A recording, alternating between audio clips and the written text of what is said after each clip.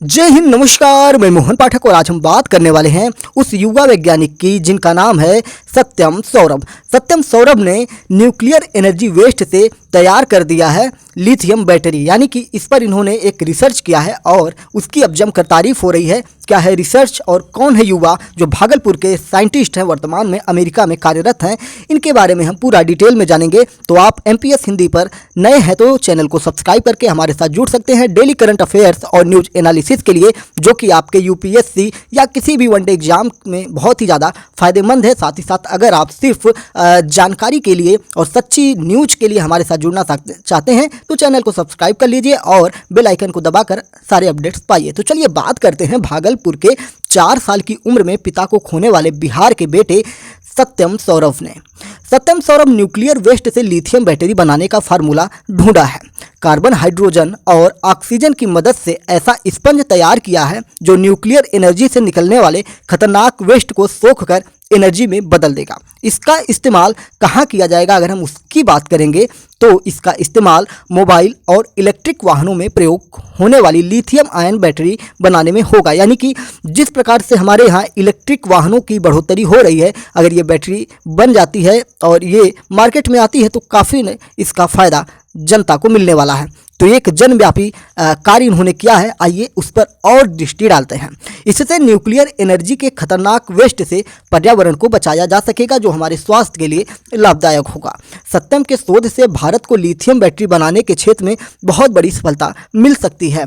सत्यम भागलपुर के रहने वाले हैं और इन्होंने शोध कैसे जारी किया इसके बारे में हम डिटेल में आपको बताएंगे। सौरभ इन दिनों अमेरिका में हैं और पुणे के IISER में BSMS की पढ़ाई करने के दौरान ही इन्होंने अपने शोध का प्लान तैयार कर लिया था। यानी कि काल्पनिक तौर पर इन्होंने अपने मस्तिष्क में ये प्लान बना लिया कि मुझे ये काम करना है।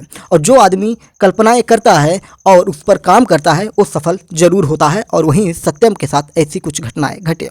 सत्यम और उनके 2 फैकल्टी मेंबर की टीम ने कार्बन, हाइड्रोजन और ऑक्सीजन के मजबूत बॉन्ड से एक ऐसे स्पंज तैयार किया जो पेपर और लिक्विड मध्य में भी खतरनाक आयोडीन को खुद में सोख सकता है। हालांकि खतरनाक आयोडीन अपशिष्ट को कैप्चर करने के लिए कई मेथड हैं, लेकिन ऐसे आयोडीन को सजो कर रखा नहीं जा सकता, इसलिए हमने इसके उपयोग के ऊपर भी काम किया। इसके बाद हमने इसे एनर्जी के रूप में इस्तेमाल करने के लिए काम किया। इसे लिथियम आयन बैटरी में COF का उपयोग किया जा सकता है। हर बैटरी में एनोड और कैथोड की आवश्यकता होती है। यह प्रयोग लिथियम बैटरी में एनोड के रूप में काम करता है। रिसर्च में उनके साथ प्रोफेसर सुजीत घोष और सतीश चंद्र ओगले शामिल हुए। सत्यम ने यह भी बताया है कि हाल ही में यह शोध ACS मटेरियल लेटर्स में प्रकाशित हुआ और इस शोध से भारत को लिथियम बैटरी बनाने के क्षेत्र में बहुत बड़ी मदद मिल सकती है। सत्यम अपने इस शोध से बहुत ज़्यादा खुश हैं। साथ ही साथ इनके परिवार और पूरा भागलपुर और भागलपुर के साथ बिहार और बिहार के साथ पूरा भारत देश खुश है। पुणे के भारतीय विज्ञान शिक्षा एवं अनुसंधान संस्थान में पढ़ाई करने के दौरान ही सत्यम ने कई प्रयोग किए हैं, जिसमें से सबसे खास और महत्वपूर्ण रिसर्च खतरनाक आयोडीन अपशिष्ट को पकड़ने के लिए स्पंज को तैयार करना है। इसके साथ ही इस स्पंज के जरिए खतरनाक आयोडीन अपशिष्ट को लिथियम आयन बैटरी में इस्तेमाल कर एनर्जी के रूप में यूज किया जा सकेगा। सत्यम ने बताया कि शुरुआती दौर में महीनों तक प्रयोग फेल होते रहे। कई बार निशाना हाथ लगने के बाद ऐसा भी लगा कि अब इसे छोड़ देना चाहिए, लेकिन दुनिया के लिए कुछ अच्छा करने की मोटिवेशन के साथ इसमें लगे रहे। आखिरकार इसमें सफलता मिली और ऐसा स्पंज तैयार हुआ जो खतरनाक आयोडीन अपशिष्ट को सोख लेगा। फिर इस अपशिष्ट को लिथियम आयन बैटरी में इस्तेमाल कर एनर्जी के रूप में बदल देगा या बदला जा सकता है। अगर हम इसकी बात करें तो इससे क्या होगा, फ़ायदा क्या होगा भाई। अगर लिथियम बैटरी बन रही है, ऑलरेडी लिथियम बैटरी बनती हैं, लेकिन जो लिथियम बैटरी बन रही है या जिसकी इन्होंने खोज की है, ये खास क्यों है, तो बात करते हैं। ये हमारे नमामि गंगा प्रोजेक्ट के लिए भी फायदेमंद होगा। किस प्रकार से होगा, आइए हम डिटेल में चर्चा करते हैं। सत्यम की अगर हम बात करें तो सत्यम ने जो बताया कि इसके इस्तेमाल से हम कल कारखानों से निकलने वाले खतरनाक आयोडीन अपशिष्ट को सोखने के लिए भी कर सकते हैं, जिससे यह एनवायरनमेंट में फैलने से पहले ही रुक जाएगा। सत्यम ने बताया कि जैसे देश में गंगा को साफ करने के लिए नमामि गंगे प्रोजेक्ट चल रहा है, उसमें भी इस स्पंज का इस्तेमाल किया जा सकता है और इस स्पंज की मदद से हम दिल्ली के यमुना नदी में जितने भी खतरनाक आयोडीन अपशिष्ट हैं उसे हम निकाल सकते हैं। फिर इसका इस्तेमाल हम एनर्जी के रूप में कर सकते हैं। तो आप देख रहे हैं कि इन्होंने जो हमारे देश की नदियों में कचरे बह रहे हैं उन कचड़ों में से आयोडीन निकाल कर उसका इस्तेमाल एनर्जी यानी कि ऊर्जा बनाने में करने की बात कर रहे हैं। तो हमारे देश के ऐसे युवाओं पर गर्व है और लगातार ऐसे प्रयोग और ऐसी सफलताएं देश को मिलती रहनी चाहिए। दुनिया भर में अपने रिसर्च के लिए नाम कमा रहे भागलपुर के सत्यम सौरभ फिलहाल यूएस में पढ़ाई कर रहे हैं और उन्होंने आयोडीन ग्रहण करने वाले स्पंज को भारत में रहते हुए बनाया था। सत्यम के लिए अगर हम बात करेंगे तो वो अभी कहाँ पर हैं, तो अमेरिका में हैं और अपनी पढ़ाई में लगे हुए हैं। सत्यम ने यह भी बताया कि इस काम को करना जब उन्होंने शुरू किया तो उन्हें ये पता नहीं था कि उन्हें कितनी बार असफलता देखने को मिलेगी और कितनी बार सफलता देखने को मिलेगी। आखिरकार उन्हें पता था कि अगर हम मेहनत करेंगे तो सफलता ज़रूर मिलेगी।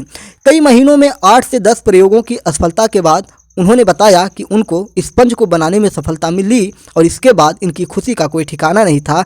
इन्होंने बताया कि ये बचपन से ही ऐसा ही कार्य करना चाहते थे। उन्होंने बताया कि उन्होंने अपने रिसर्च अपने प्रयोगों से देश और दुनिया के लिए काम करना चाहते हैं और इन्हें लोगों के काम आना बहुत ज़्यादा पसंद है। संघर्षों की कहानी अगर हम सत्यम की जुबानी सुनना चाहें कि उन्होंने इतना बड़ा संघर्ष कैसे प्राप्त किया, तो उन्होंने ये बताया कि सत्यम के जब घर की बात करेंगे तो वहाँ इनकी माँ हैं वीणा देवी। उन्होंने बताया कि सत्यम शुरू से ही पढ़ने में अच्छा रहा है। सत्यम जब 4 वर्ष का था तभी उसके पिता का साया उनके सर से उठ गया था, जिनका नाम सत्यनारायण शाह था। इसके बाद 6 बच्चों की जिम्मेदारी उनकी माँ के ऊपर आ जाता है और पति की मौत के समय बड़ा बेटा 8 साल का था और बड़ी बेटी 10 साल की थी। घर, बिजनेस, खेती और बच्चों की जिम्मेदारी इन्हीं की यानी कि सत्यम के माँ के ऊपर आ गया। बच्चों की परवरिश में इन्होंने कोई कमी नहीं की और इन्होंने कहा कि घर की चारदीवारी से इनको बाहर निकलना पड़ा और इन्होंने बिजनेस करना शुरू किया। इन्होंने घर से निकलकर बिजनेस तक सभी की जिम्मेदारी संभाली और यह सफ़र काफ़ी कठिन था, लेकिन परिवार वालों की सपोर्ट से सब कुछ होता चला गया। सत्यम शुरू से पढ़ाई में अच्छा था। उसने नवोदय मधेपुरा से 12वीं तक की पढ़ाई की। इसके बाद सत्यम ने सेंट्रल गवर्नमेंट की जूनियर साइंटिस्ट के लिए होने वाले कंपटीशन परीक्षा को दिया, जिसके बाद वह पुणे चले गए और सत्यम यूएस में पढ़ाई करने चले गए। मेरे बाकी बच्ची भी मतलब उनकी माँ बताती हैं कि उनके सभी बच्चे अपनी अपनी जगह सेट हो चुके हैं और पढ़ाई कर रहे हैं। बड़ा बेटा संतोष मुंबई में कस्टम विभाग में कार्यरत हैं। दोनों बड़ी बेटियों की शादी हो गई है। सत्यम के बाद दोनों छोटा बेटा बेटी ग्रेजुएशन की पढ़ाई कर रहे हैं। भाई की सफलता पर बात करते हुए सत्यम बड़े भाई, भाभी और छोटी बहन ने दैनिक भास्कर से बात करते हुए अपनी खुशी जाहिर की। उन्होंने बताया कि सत्यम बचपन से ही ऐसी चीज़ें करना चाहते थे और आज वह अपने सपने में करियर में बनाकर ये जो लिथियम बैटरी में कुछ आविष्कार करके आगे बढ़ रहे हैं, ये पूरे उनके परिवार के लिए बहुत ही ज़्यादा गर्व की बात है। तो इस प्रकार से हमने जाना कि हमारे देश की युवा अगर सही दिशा पा जाए तो उनको क्या क्या चीज़ें मिल सकती हैं, वो किन किन लक्ष्यों को प्राप्त कर सकते हैं और उसी में अब एक नया नाम जुड़ चुका है सत्यम का। तो आज हमने जाना भागलपुर के सत्यम की कहानी, जो हमारे देश में जो पर्यावरण प्रदूषण है उससे भी बचने के लिए इन्होंने बनाया क्या बनाया है। आपको मैंने बताया कि इन्होंने न्यूक्लियर एनर्जी वेस्ट से तैयार कर देंगे लिथियम बैटरी। तो आइए एक बार फिर से हम इनको सलाम करते हैं और बोलते हैं जय हिंद सत्यम। तो चलिए फिर मिलते हैं एक नई स्टोरी के साथ। डेली करंट अफेयर्स और न्यूज एनालिसिस के लिए आप MPS हिंदी को सब्सक्राइब करके हमारे साथ जुड़ सकते हैं और सत्यम के बारे में आप क्या सोचते हैं उसको भी कमेंट बॉक्स में अपने विचारों को बता सकते हैं। तो चलिए फिर मिलते हैं एक अगली स्टोरी के साथ। जय हिंद, नमस्कार, भारत माता की जय।